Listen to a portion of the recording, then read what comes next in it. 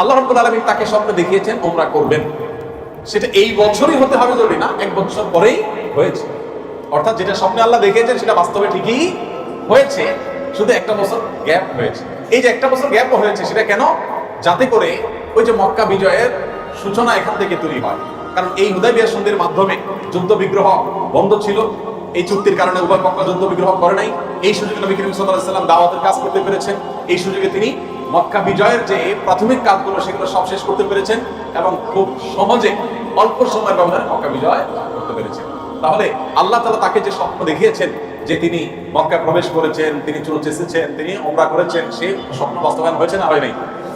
শুধুমাত্র আল্লাহ তাআলা মাঝখান থেকে সাহাবীদের ঈমানের একটু পরীক্ষা করলেন, তারা ঈমানের পরীক্ষা উত্তীর্ণ হয়েছেন। আল্লাহ শুধু মক্কা বিজয় দেন নাই, মক্কাতে শুধু ওমরা করার সুযোগ দেন না, মক্কাকে কিয়ামত পর্যন্ত সময়ের জন্য মুসলমানদের কাছে বিজয়ী করে দিলেন। মক্কা বিজয়ের তৌফিক দিয়ে দিয়েছেন কিয়ামত পর্যন্ত।